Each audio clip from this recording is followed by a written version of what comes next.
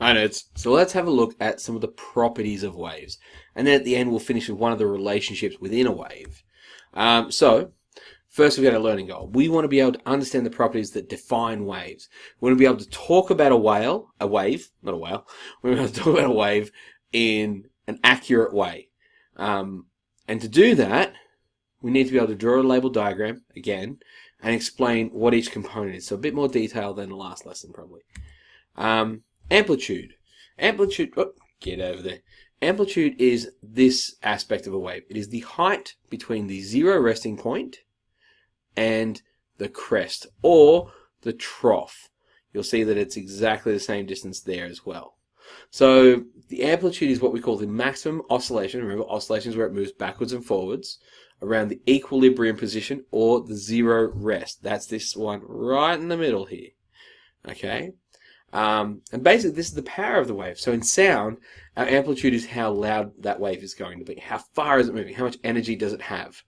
Light is how bright it is. How much energy does that light wave have? Let's have a look at wavelength. So wavelength is the distance between two crests, or two troughs, two equal points. I find the easiest way to measure a wavelength is find where it crosses the equilibrium point. It's still the same. It's basically the same as the distance between two equal points on a wave. So if we go there to there, you're all good. Now this, the way this one gets confusing is that's half a wavelength if you go to the middle there.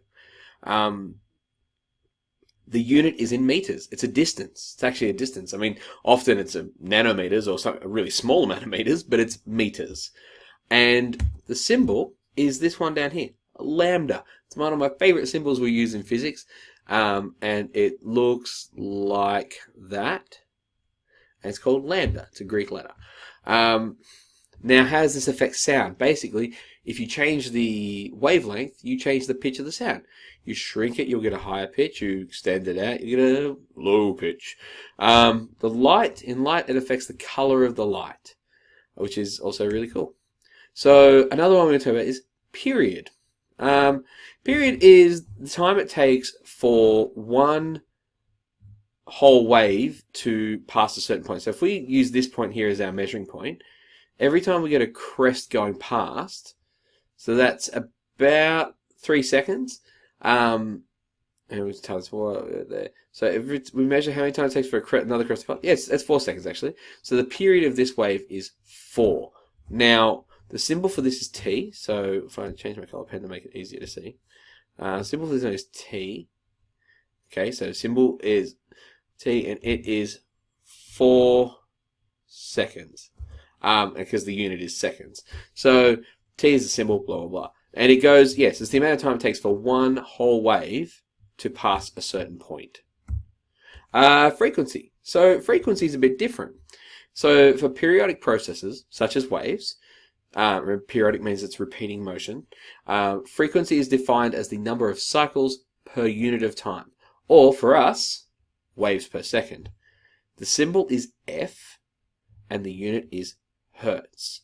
So if this we have, if it takes 4 seconds for a wave to go past there, that means it is 1/4 of a wave per second, or 1/4 hertz. So that's how that's done. So let's talk about speed of waves. Speed of waves is measured in meters per second. So how many meters does it travel every second? The speed of light waves, as an interesting thing, is always constant. Doesn't change.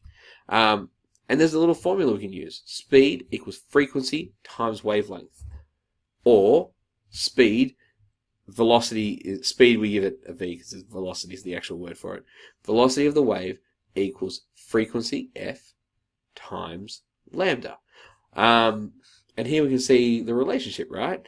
So if you've got waves of a high frequency, so it means past this point, you've got more waves happening per second. They have to be shorter, so you end up with a shorter wavelength. Okay. Over here, if you've got low frequency waves, so they're happening fairly slowly, like not as often, that means the wavelength traveling past there per second is going to be longer. So low frequency waves or low pitch sounds have a longer wavelength, and yeah. Simple speed. We can rearrange it to work out the wavelength if we know the speed of the wave divided by the frequency. Really interesting point is that because speed of light goes the same for every light wave, that means we can actually measure the wavelength if we know the frequency, or the frequency if we know the wavelength. For example, here, because it's the speed divided by wavelength, if the frequency goes up, the wavelength goes down.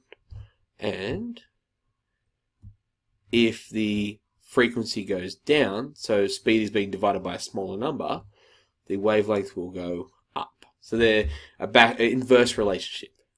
Alright, I hope that made sense. If you have any questions, put them in the comments below. I know there was a lot of detail in that one. And yeah, we'll get back to you next time. Thanks for watching. Bye now.